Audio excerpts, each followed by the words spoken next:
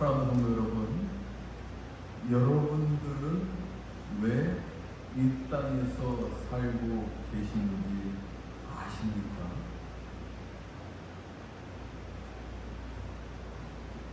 다시 제가 질문을 드리자면, 하나님께서 왜 여러분들을 이 땅에 보내셨을까요?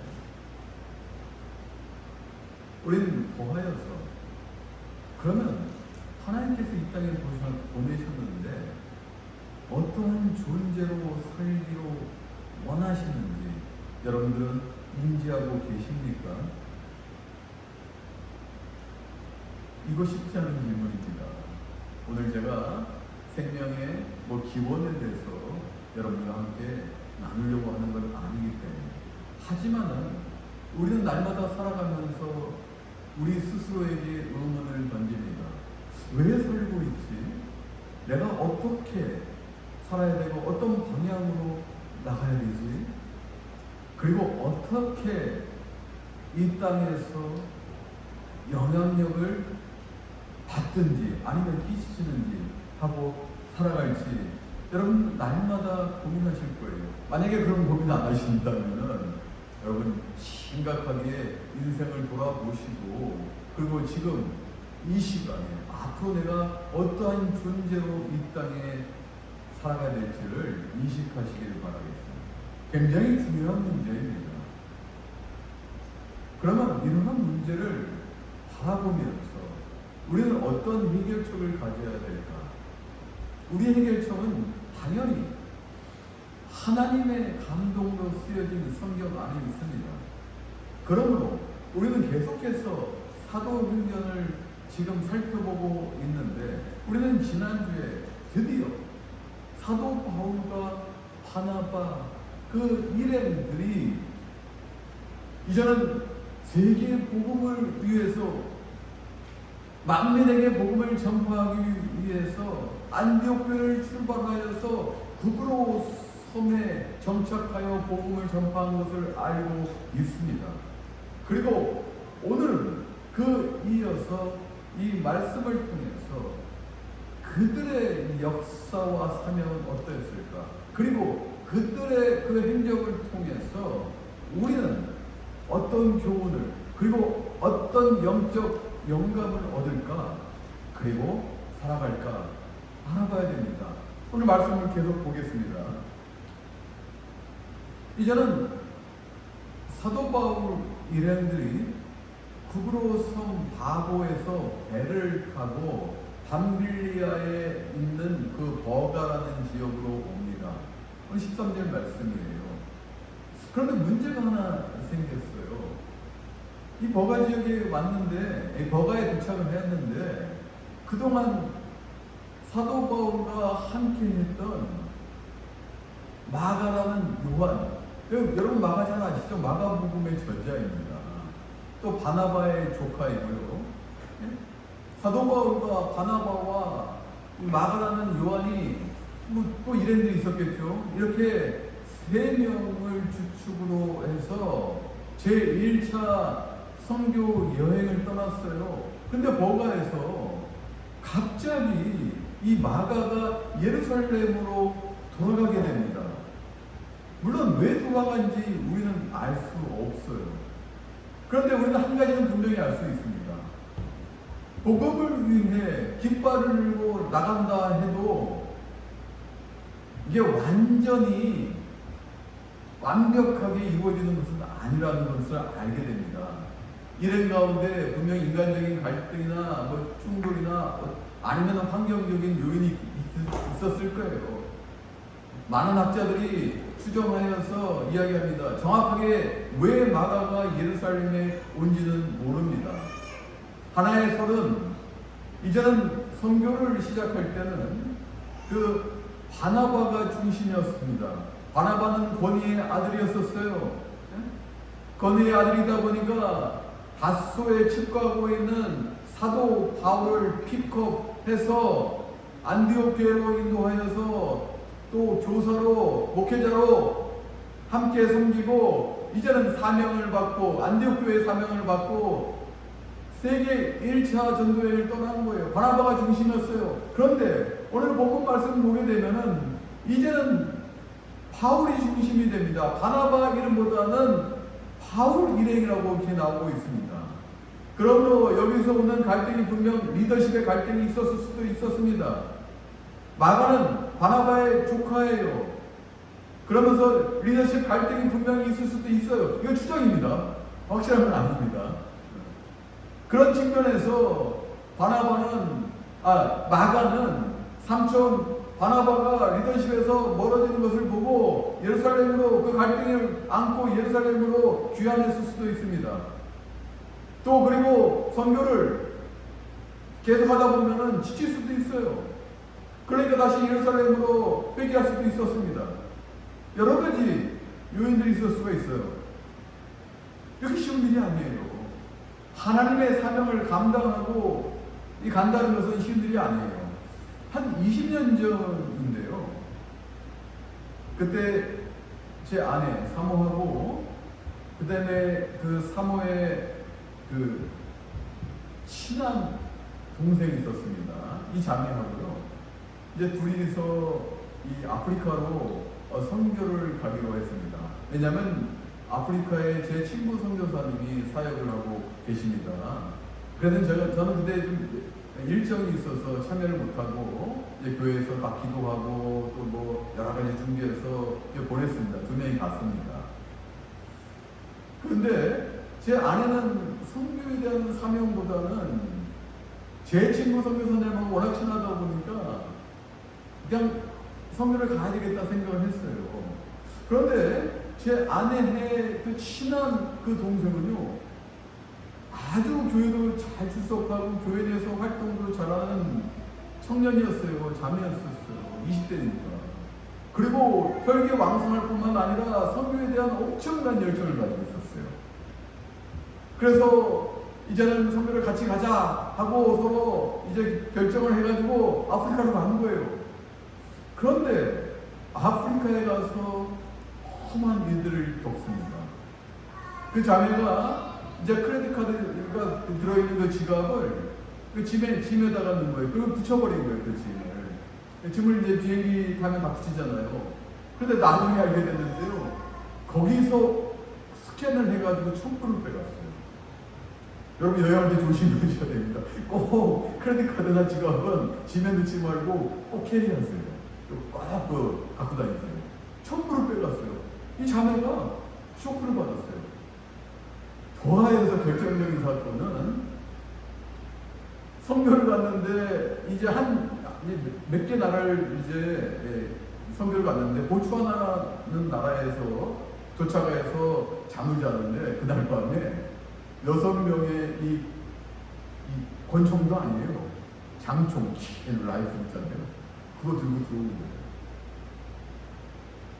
얼마나 놀랐겠어요. 자고 있는데 아프리카 사람들이 근데 6명이나 총 들고 들어와가지고 총 이렇게 되면서 있는 거 다 내놔 하고 말도 잘 안 하고 있는 거 다 내놔 하고 막 위협하고 막 죽일 듯이 위협하는데 얼마나 놀라겠어요. 우리 아내하고 그 친한 여동생은 이불을 같이 쓰고 있었는데요. 나중에 아내가 얘기를 하는데 그 동생이 한마디도 못하고 파들파들 막 온몸을 경련을 들고 파들파들 떨었답니다. 무섭잖아요. 그거 안 무섭겠어요. 근데 아내는 그때 에스더 말이 생각나요. 죽으면 죽으리라. 원래 성경에 사는 건 없었어요. 죽으리라. 갑자기 그 말씀이 딱 생각나면서 담대히 있었다고 하더라고요. 어찌됐든 선교사님을 머리를 두드려 맞고 피투성이 되고 그런 사건이 있었습니다. 그 이후에 이 자매는 선교의 시읒자도 안 꺼냅니다. 놀랐어요. 그리고 우리하고도 관계가 멀어지기 시작했어요. 트라우마가 있었던 거예요. 선교가 이렇게 쉬운 일이 아니에요. 그 자매는 선교에 열정이 있었고 사명이 있었다고 생각했는데 준비되지 않았었어요. 그냥 막연하게 감정적으로 나는 선교에 매진할 거라는 생각만 갖고 있었지 전혀 준비되지 않았어요. 반대로 이 사람은 전혀 준비되지 않았는데 반대로 선교의 사명을 그 시간부터 갖기 시작했다고 합니다. 어찌됐든 이렇게 하나님의 복음을 들고 가는 사명의 길은 쉬운 일이 아니에요. 지금 버가에서 요한이 이제는 예루살렘으로 복귀하고, 그리고 버가에서요 어디로 가냐면은 비시디아 안디옥이라는 지역으로 갑니다. 사실은 이거는 정확히 얘기하면은 부르기아 땅에 있는 안디옥이에요. 비시디아하고 부르기아하고 인접해 있습니다. 그 인접해 있는 안디옥에 가는 거예요. 그런데 그 버가에서 전국적으로 한 160km를 가야 됩니다. 그런데 산악 지역이에요. 1000m가 넘는 그 산악 지역, 안디옥은 약 해발 고도가 1200m 되는 지역이에요. 가면 갈수록 높은 데잖아요. 그 시절에 160km 걸어가야 됩니다. 교통이 제대로 있었겠습니까? 험한 지역이에요. 그러므로 고린도후서 11장 26절에서 사도 바울이 그러잖아요. 자신의 그동안의 그 사명의 여정을 얘기하잖아요. 강도의 위험, 그걸 얘기하잖아요. 그 강도의 위험이 그 땅을 가리키는 것 같아요. 북쪽으로 그 지세가 험난한 산악지를 가보세요. 그것도 걸어서 가보세요. 그렇게 걸어가는 거예요. 왜요? 복음을 위해서 갑니다. 한 명이라도 복음을 알지 못하는 그 사람들을 위해 복음을 전파하기 위해서 그 험난한 지형을 뚫고 비시디아 안디옥에 도착합니다. 사도 바울 일행들은 비시디아 안디옥에 도착하자마자 회당으로 갑니다. 사도 바울의 선교의 특징이 있습니다. 어느 지역을 가든지 유대인의 회당이 있으면 먼저 회당에 가서 기도하고 말씀을 전파하고 그리고 복음을 증거하였던 것입니다. 마찬가지로 오늘 사도 바울은 그 유대인의 회당에 가서 같이 예배 드립니다.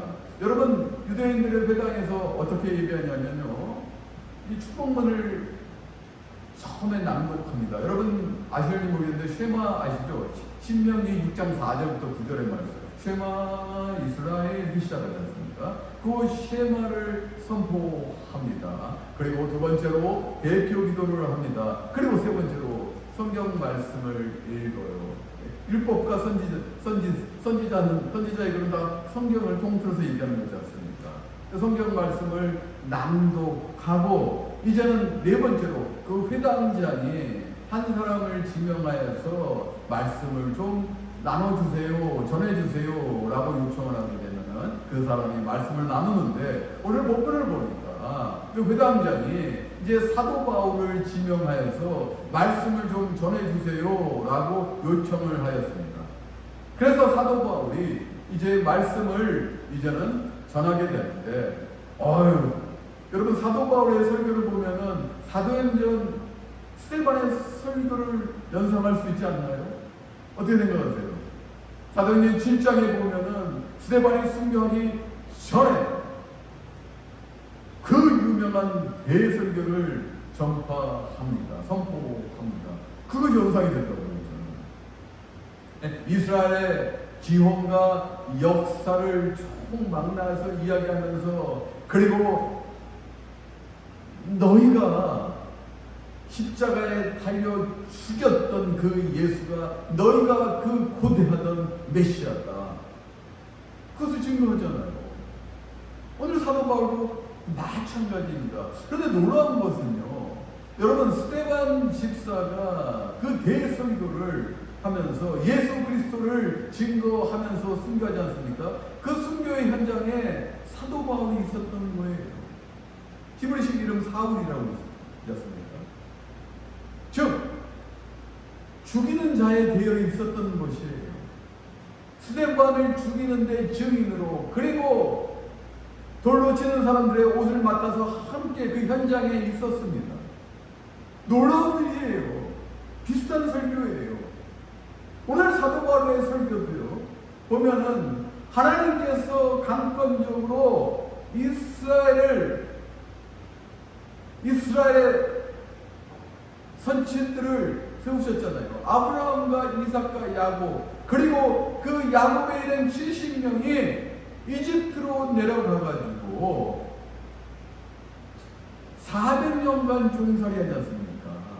그리고 40년간 하나님께서는 은혜로 이집트에서 하나님께서 선택한 그 백성을 신실하게 광야로 인도해내시잖아요. 그리고 광야 생활 40년 동안 목이 고든 그 백성들을 하나님께서 지켜주시고 인도하시고 보호하시고 가나안 땅으로 인도하잖아요. 가나안의 7 족속을 다 물리치고 10여 년간의 그 전쟁을 통해서 그 족속을 다 물리치고 하나님께서 약속하신 그 땅을, 아브라함에게 약속하신 그 땅을 기업으로 주시잖아요. 오늘 사도 바울이 450년간 종살이하던 그들을 이렇게 하나님께서 그들의 선친들에게, 그들의 믿음의 조상들에게 약속한 땅을 기업으로 주신 것, 이 신실하신 하나님을 증거하고 있는 거예요. 그런데 보세요. 분명히 사도 바울은 스데반 집사의 그 설교 현장에 있었습니다. 그런데 그는 영향을 분명히 받았을 거예요. 스데반 그 집사의 놀라운 설교 앞에 분명히 심대한 영향을 받았을 것입니다. 그러나 회심하며 돌아서지 않고 스데반 집사를 죽이는 일에 함께 했다는 거예요.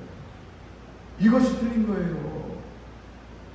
이제는 스데반과 비슷한 설교를 하게 되는데, 그 당시에 스데반 집사의 설교를 들을 때는 죽이는 일에 매진하였던 그가 이제는 그 스스로 스데반 집사와 비슷한 설교를 하면서 살리는 일에 매진하고 있다는 것입니다.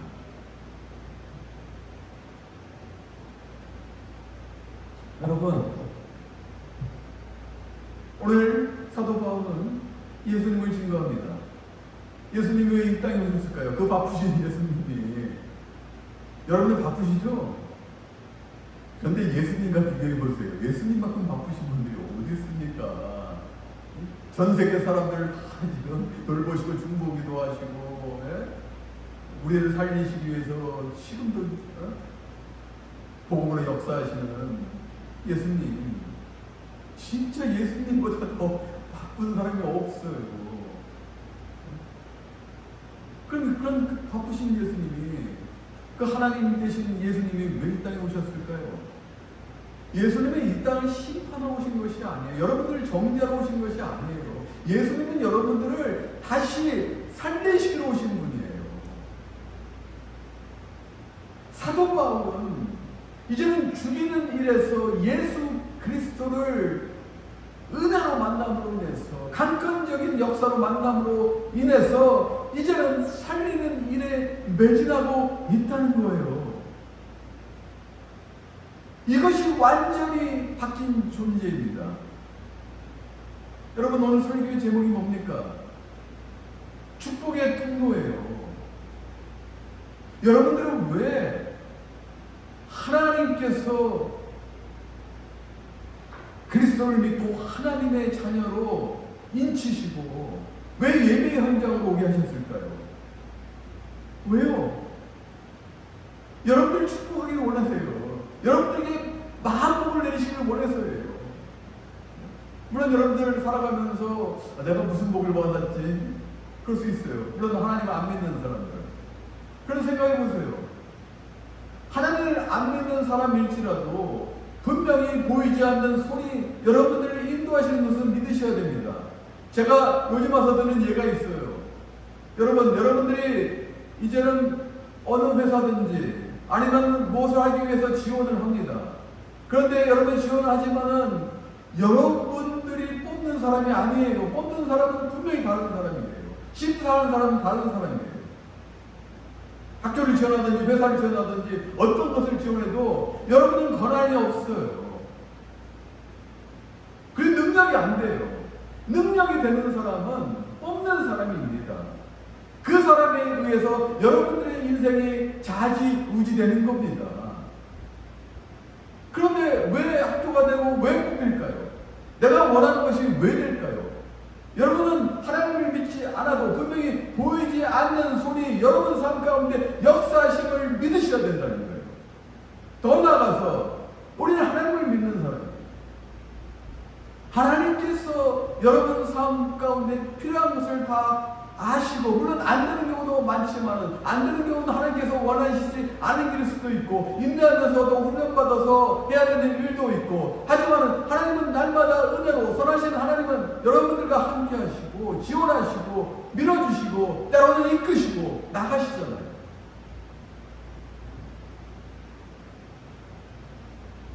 여러분 복받은 사람이에요. 더 나가서요, 가장 큰 복이 뭔지 아십니까? 우리가 육체적인 복도, 육체적인 복만이 아니라 그것을 포함하여서 더 뛰어넘는 복은 무엇이냐? 예수님을 이 땅에 보내주시고, 예수님을 십자가에 달려서 우리 죄를 사하시고, 부활하심으로, 권능으로, 부활하심으로 인해서 우리가 예수 믿는 그 순간부터 우리는 다시는 썩지 않는 존재인 예수님과 함께 다시 부활하는 존재라는 거예요. 이것이 우리가 받은 복의 근원이에요. 여러분 축복의 자녀예요. 그러니까 지금 예배드리고 계시죠. 물론 지금 일 때문에 출타하신 분들도 좀 계시지만, 오늘 사도 바울은 그 축복을 받은 사람입니다. 그러니까 이제는 죽이는 일에서 살리는 일로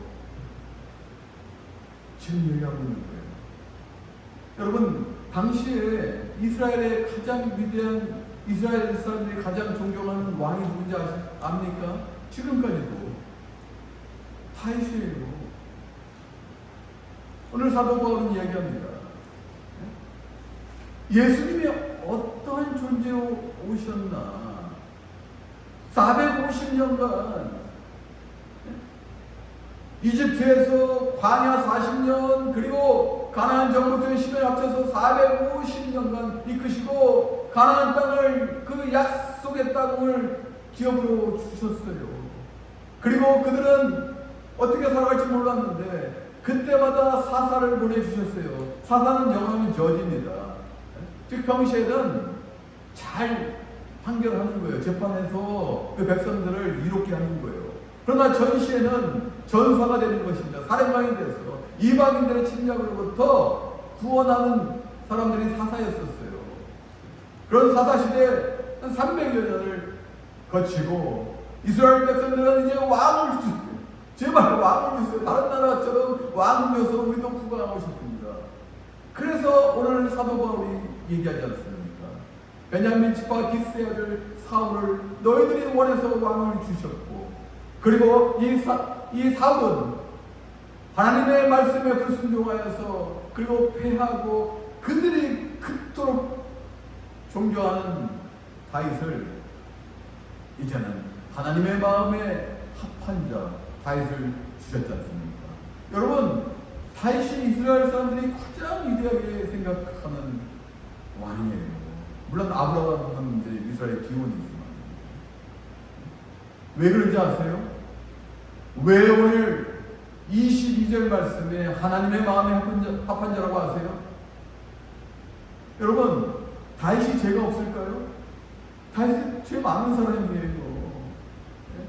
하나님이 그만 인구조사도 했죠. 그리고 유부녀 바세바와 간음하여서 간음한 죄를 졌죠. 그리고 그것을 숨기기 위해서 자신의 충복 우리아를 사지로 보내서 죽입니다. 줄 나쁜 사람이에요, 이거. 그런데요, 여러분들, 다윗의 위대함이 뭔지 아십니까? 다윗은 자신이 잘못됐음을 나단 선지자를 통해서 알게 됐을 때 바로 하나님 앞에 엎드렸습니다. 예, 제가 잘못됐습니다. 예, 내가 죄인입니다. 바로 회개했어요. 그리고 다윗은 늘 하나님께 물어봤어요. 나의 앞날을 어떤 방향으로 나가야 될지 늘 하나님께 물어봤습니다. 이것이 다윗의 위대함이에요. 하나님과 동행한 사람들의 신앙입니다. 사랑하는 여러분, 그런데 하나님께서 그 다윗에게 약속을 하셔요. 약속을 하시는데 사무엘하 7장 8절에서 16절 다윗에게 약속을 하시는데 어떤 약속을 하느냐? 5가지를 약속하십니다. 첫 번째가 다윗을 이스라엘의 주권자로 세우겠다. 하나님께서 당신의 마음에 합한 다윗을 기뻐하시고 다윗에게 엄청난 은총을 내시는데 이스라엘 주권자로 내가 너를 삼겠다. 두 번째, 다윗의 후손 너를 통하여 그 나라를 영원히 경복해 하겠다 라고 말씀하시고, 세 번째로 다윗의 후손으로 여호와의 성전을 건축하게 하겠다. 그것이 솔로몬 때 이루어지지 않습니다. 넷째, 다윗의 후손은 여호와의 아들이 되고 여호와는 그의 아비가 되겠다. 마지막으로 범죄 시 징계는 하나 그 다윗의 왕권 그 위는 결탄코 빼앗지 않겠다라고 말씀하십니다. 물론 남유다의 시드기야 왕이 눈이 뽑혀가지고 바벨론의 포로로 가면서 이스라엘의 왕정 시대는 끝납니다. 즉 무슨 말씀이냐? 하나님께서 다윗에게 너의 위를 뺏지 않겠다라고 말씀하시는 것은 다윗의 후손으로 오실 메시아가 바로 예수가 바로 메시아라는 거예요. 이 예수님의 나라는 영원히 경고할 뿐만 아니라 어느 누구도 침탈하지 못할 하나님의 나라입니다. 그것이 다윗의 후손으로 올 것이라는 것을 하나님은 구약성경에서 말씀하셨어요. 예언하시고 약속하셨어요. 그 말씀이 이루어진 거예요. 너희는 맨날 성경을 보면 사도 바울이 얘기합니다. 이게 유대입니다. 너희는 맨날 성경을 회당에서 보고 있지만 하나님께서 약속하신 구약성경의 말씀을 너희는 왜 알지 못하느냐? 왜 알지 못하느냐? 너희는 맨날 성경을 읽지만은 너희가 그토록 고대하던 메시아가 바로 예수입니다.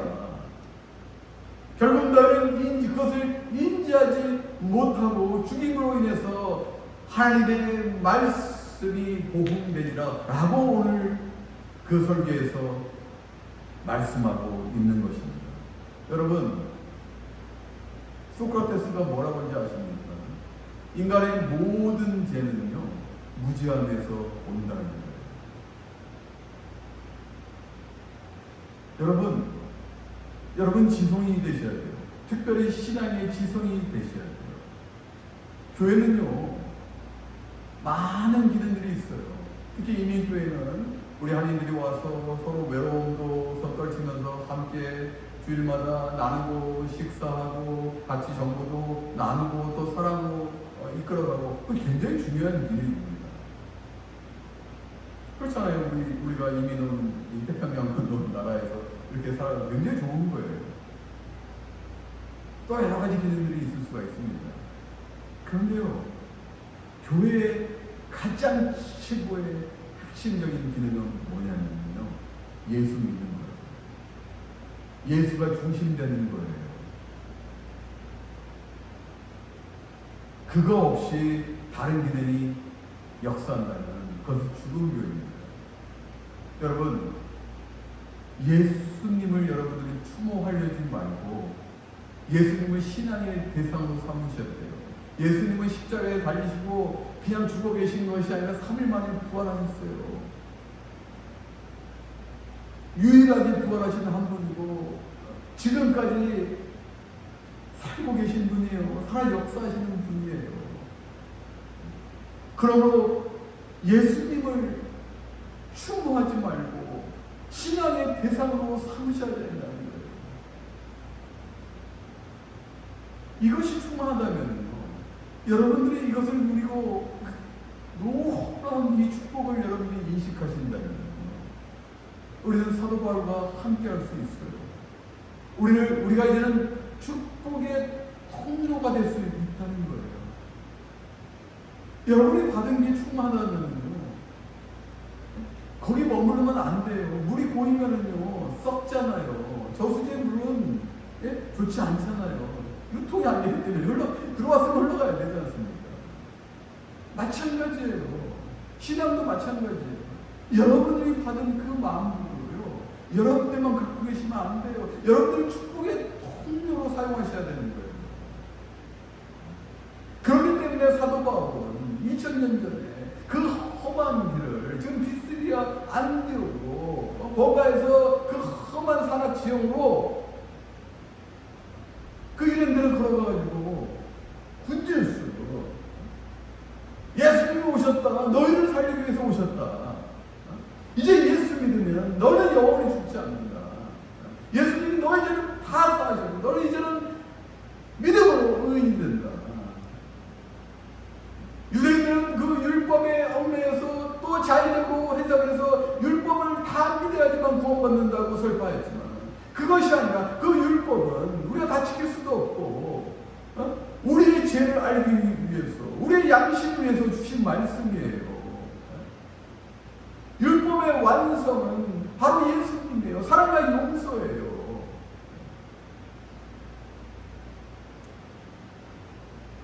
사도 바울은 그 은혜에 충만하여서 주님이 주신 그 복으로 인해서 그 험한 길도 마다하지 않고 차청해서 지금 비스디아 안디옥으로 묵묵히 한 발 한 발 광고의 위험을 무릅쓰고 가서 이 회당에서 예수 그리스도를 증거하고 있는 것입니다.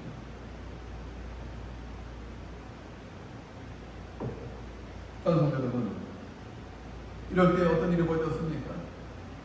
회당에서 그들이 나갈 때, 사도 바울 일행들이 나갈 때, 다음 주일 안식일에도 다시 말씀을 전해주세요. 복이 흘러가는 거예요. 축복이 흘러가는 거예요. 성도 여러분, 이제는 2000년 전의 이 사건을 역사의 기록으로만 남겨둬서는 안 됩니다. 우리의 삶의 현장으로 이끌어와야 됩니다. 여러분을 다시 질문합니다. 여러분은 어떤 존재이십니까? 은혜 받은 존재입니까? 아니면 저주받은 존재입니까? 지금 이 자리에 계신다는 것은 은혜 받은 존재라는 거예요. 하나님께서 여러분들을 너무 사랑하시는 거예요. 하나님 미쁘사 여러분들 너무 예뻐하시는 거예요. 물론 여러분들의 신앙에서 우여곡절이 있을 수 있습니다. 그런데 하나님은 그때도 정죄하지 아니하시고 묵묵히 기다리시잖아요.